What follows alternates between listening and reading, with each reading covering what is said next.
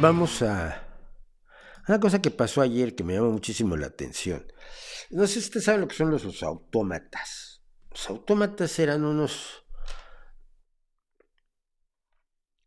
aparatos hechos, sobre todo fue en el siglo XVI, XVII y XVIII, cuando fue la locura, ¿no?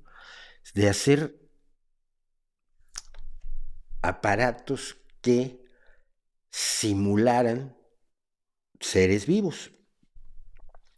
Se cuenta que Leonardo da Vinci en las fiestas que organizaba hacía figuras que se movían con el agua y levantaban la manita y hacían ciertas acciones movidos por agua o por aire que parecían estar vivos. Y esto a los antiguos romanos y griegos y demás les fascinaba la idea.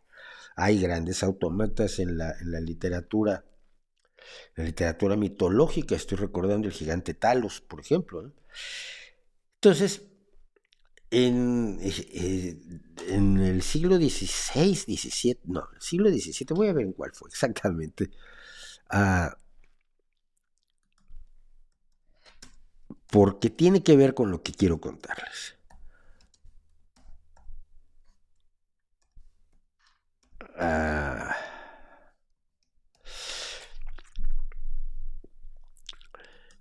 a fines del siglo XVIII se presentó una máquina que jugaba al ajedrez, que se llamaba el turco, el mecánico turco o el autómata ajedrecista,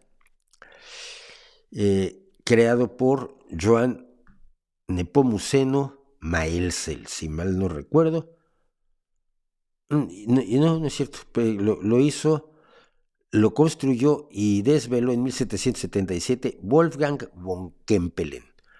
Y aquí voy a ponerlo aquí directamente encima, no creo que pase nada. Eh,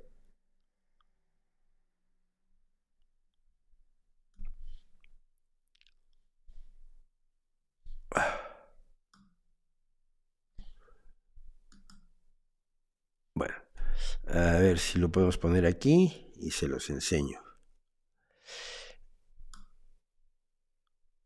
Nada, no se funciona. Bueno, el turco era un jugador, era un autómata supuestamente con...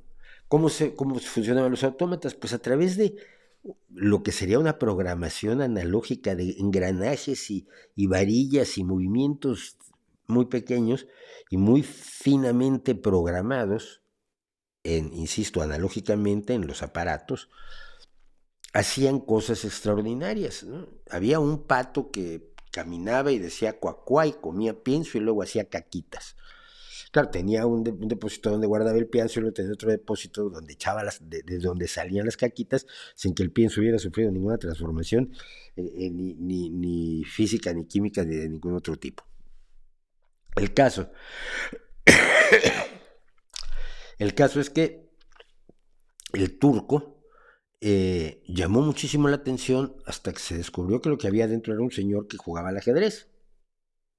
Y por eso jugaba también al ajedrez este autómata. Bueno, fue muy famoso, es uno de los grandes fraudes de la historia, el turco que jugaba al ajedrez. Pero bueno, hace unos días pasó esto, y aquí este es casi el momento de la tragedia. Hay una máquina que juega ajedrez, le llaman robot, y aquí es donde vamos a tener problema. Un robot que juega ajedrez está jugando 4 partidas simultáneas con unos chavales, o 3, y uno de los chavales, pues parece que juega y luego antes de que el robot acabe de jugar, trató él de jugar lo suyo por una jugada rápida, que muchos ajedrecistas lo hacen, o se descuidó el chaval, lo que haya pasado. El hecho es que el chaval metió la mano para donde venía la mano del robot, el robot le pilló un dedo y se lo rompió. Y entonces, oh hermanitos, se presentaron en masa, en grupo, en equipo y por millares los tontos, que como ustedes saben son una tribu que no amenaza con desaparecer, ¿no? Entonces, bueno, lo que dijeron, inmediatamente empezaron a hablar de que si Skynet, lo siguiente es Terminator, empiezas con esto y acabas mandando matar a gente desde el futuro y las leyes de Asimov, que ni siquiera saben que no son de Asimov, etcétera, etcétera. En fin, todo el rollo antitecnológico de los robots nos van a matar, toda esta paranoia exquisitamente imbécil que hemos estado sufriendo durante muchísimos años, ¿sabes? Es el complejo de Frankenstein. El complejo de Frankenstein dice, hay cosas que el hombre no debe saber. Y si el hombre se mete en los terrenos donde no se debe meter, sus propias creaciones lo destruirán. Y con orquesta esto queda mucho mejor. Pero es la idea. Es fundamentalmente la idea. Entonces, a la gente le da el complejo de Frankenstein, le da el complejo de Frankenstein y empieza a decir memés tras memés respecto del pobre chiquillo al que una máquina que juega ajedrez que tiene un robot que mueve las piezas le pilló un dedo y se lo rompió. Esto ya lo vimos nosotros cuando en 2016 un coche de estos automanejados supuestamente de Google en 2016 chocó con un autobús. Fue terrible. Luego 2 personas murieron en un accidente de un Tesla que venía en autopiloto y chocó y se incendió y murieron 2 personas. Y lo vimos también hace poco cuando un programa de inteligencia artificial, un programa de artificial, empezó a escupir basura racista después de haber sido sometido a programación con resmas de basura racista. Lo pusieron a ver los periódicos de la derecha de Estados Unidos y descubrieron que la inteligencia artificial se había vuelto racista. ¿Por qué esperabas, criatura? Como dice este señor, Dios mío, qué barbaridad. Bueno, estos eran los autómatas. Este es uno de los 2 grandes autómatas. O sea, los 3 grandes autómatas, perdón, los hizo la familia Jacquet Droz de Francia a finales del siglo XVIII. Y son este dibujante que dibuja, si mal no recuerdo, a Luis XIV, pero no me hagan mucho caso. El dibujante está acompañado de la pianista y está acompañado del escritor que escribe una carta. Puede escribir una carta y moja la plumillita en el pocillito de tinta. No, si no hay tinta no se da cuenta. Y es de una exquisitez el trabajo mecánico que hay detrás de cada uno de estos aparentes muñecos que llama muchísimo la atención. Estos muñecos se llamaban autómatas. Son autómatas porque hacen cosas que parecen acciones humanas, pero no tienen detrás la esencia de lo humano, que es la volición, la voluntad, la agencia, la comprensión de lo que están haciendo, por decirlo de alguna manera. Entonces, hubo un 100 años de locura por los autómatas en Europa en estos años. Bueno, pero miren, robots eran estos. Aquí tenemos los primeros robots y vamos a hablar de los orígenes de los robots con esa palabra. Los primeros robots son estos, los 2 señores aquí muy serios con un traje rarito, que son los productos de la compañía Rossums Universal Robots, RUR, que se presentaron en la obra de teatro llamada precisamente RUR del escritor checo Karel Čapek. Pero no eran máquinas, aunque incluso se les ha representado como máquinas, eran seres orgánicos, eran humanos artificiales, eran replicantes, si quieres, al estilo de Blade Runner.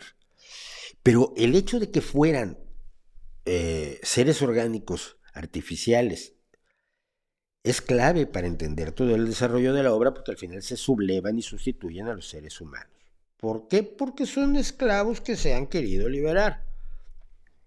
todo esclavo se quiere liberar. ¿Por qué? Porque es un esclavo humano que valora la libertad.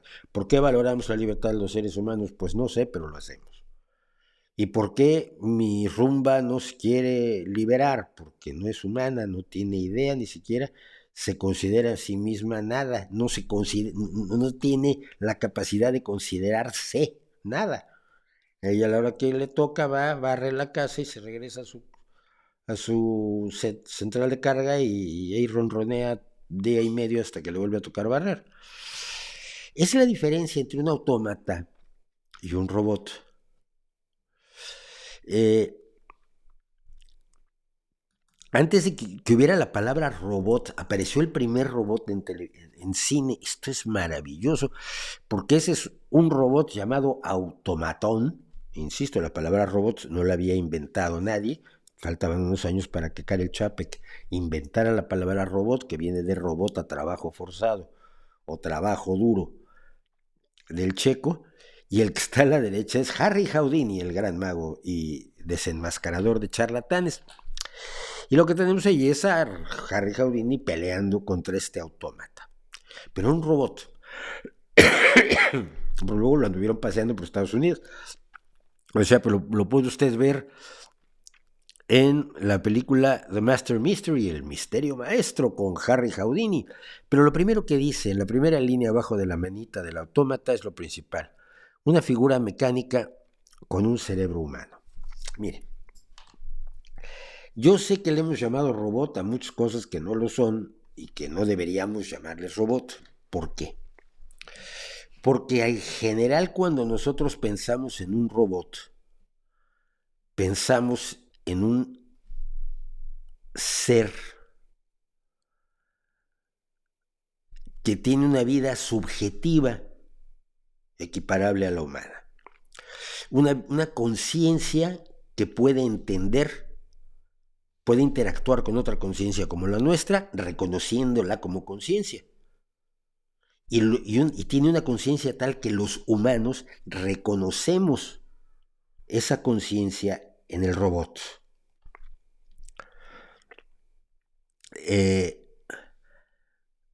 Esto nos pasa con todos los robots de la ficción. C3PO, Terminator, o Terminator el segundo, el modelo avanzado, que es que atravesaba barrotes, Wally, Robbie, R2D2, Data de Star Trek. Todos los robots que usted se puede imaginar de la ficción, de los dibujos animados, de los cómics, del cine, de la televisión o de la literatura, la característica fundamental que tienen es que son humanos, parcialmente humanos, cuasi humanos, semi-humanos, tienen una característica humana con la que empatizamos. Tienen capacidad de sentir, de tener una vida subjetiva, aunque parezcan tan racionales como Data, el de Star Trek, quiero usarlo como ejemplo, que sin eso, HAL mismo, HAL el de 2001, sin esa característica no son robots, son autómatas. No tienen ese elemento humano. Los autómatas maravillosos que podemos ver ahora, eh, que corren por lugares llenos de obstáculos, eh, o que bailan al unísono, etcétera, etcétera, nos gustan mucho, pero son autómatas, es decir, están programados. Incluso la flexibilidad de sus movimientos o la adaptabilidad al cambio que pueden tener, si por ejemplo uno les pega, cómo recuperan la, el equilibrio, etcétera, eso está programado. No es producto de su voluntad, ni tienen ninguna vida subjetiva dentro de ellos que se pudiera catalogar como conciencia, que nos pueda provocar ni lejanamente la emoción que nos provoca Wally cuando lo vemos ahí. ¡Pobrecito Wally! Lo dejaron. Wally y su plantita. lo que nos provoca es evidentemente una empatía de carácter humano hacia otro ser eminentemente humano, aunque tenga gusanos en vez de patas y aunque tenga dos cámaras en lugar de ojitos, y además se las intercambia y todo eso que nos parece bien tierno. Son seres humanos. El robot tiene que tener una característica humana, por infantil que sea. Incluso los robots de Asimov, porque todo el mundo, al haber un niño lastimado por un robot, que yo digo que no lo es, todo el mundo echó mano de las leyes de Asimov. Primero que nada, Asimov había empezado a escribir ya sobre robots cuando se dio cuenta que necesitaba una especie de leyes morales, y fue John Campbell, su editor y editor de la mayor parte de la ciencia ficción de la Edad de Oro, quien en un momento dado en 1940 le ayudó a redactar o le redactó las tres leyes básicas, que son estas. Un robot no hará daño a un ser humano, ni por inacción permitirá que un ser humano sufra daño. Fíjate lo que exige ya esto. Esto es tremendo. El robot debe ser capaz de darse cuenta de cuando un ser humano sufre daño, no solamente físico, sino también emocional. Y debe ser capaz de prever las reacciones de ese ser humano ante ciertas situaciones a su alrededor para evitar hacerle daño o, por inacción, permitir que esa persona sufra daño. Olvídense de que es cognitivamente potente la tarea. Necesita una empatía humana. Un robot debe cumplir las órdenes dadas por los seres humanos, a excepción de aquellas que entren en conflicto con la primera ley. Es decir, no puede obedecer la orden mata a fulano, pero puede obedecer órdenes que indirectamente, sin que el robot se dé cuenta, provoquen la muerte de otra persona. Evidentemente, siempre que hace uno leyes así tan rigurosas, tan angulares, tan cerradas, problema que tuvo Dios con los 10 mandamientos, o por lo menos el Dios islamo-judío-cristiano, pues hombre, que quedan un montón de agujeros, y gracias a esos agujeros, Isaac Asimov nos escribió un montón de cuentos de robots magníficos y una novela extraordinaria que es Las cavernas de acero. Y tercera, un robot debe proteger su propia existencia en la medida en que esta protección no entre en conflicto con la primera o con la segunda ley. Bueno, con esas tres leyes quedaba armado el escenario para que se presentaran los conflictos, contradicciones y aparentes violaciones a las leyes que conforman la base de todo el ciclo de los robots de Asimov. Pero tenemos que partir de la base de que estas leyes están dentro de un cerebro ya humano. Los robots de Asimov son máquinas, pero tienen un cerebro muy particular que se llama el cerebro positrónico, que no significa absolutamente nada, porque acababa de descubrir el positrón. Asimov se tomó el nombre, salió corriendo con él y dijo: esto me sirve para hacer un cuento. Pero ¿cuál es la característica clave del cerebro positrónico? Es que es una forma de conciencia que le da a la máquina una forma de conciencia que los seres humanos pueden reconocer.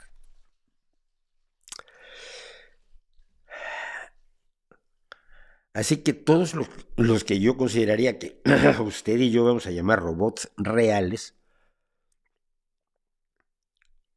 no son nada de lo que tenemos en la actualidad.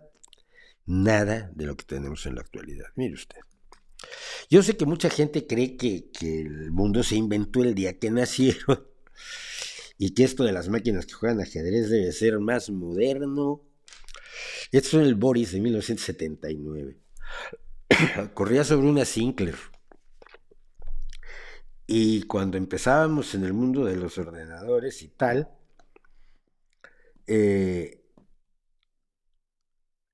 los que jugaban ajedrez nos dieron una lata con el Boris y con la Bell y con los distintos programas de juego de ajedrez. Además venía el tablero con las fichas y a veces te hablaba o simplemente te señalaba dónde movía, ¿no? Entonces, sobre todo cuando empezó a hablarte, reina, peón 3, reina de Un Doc más, ¿eh? Sí, Petra es reina. Y tú decías, ¿por qué me hablas?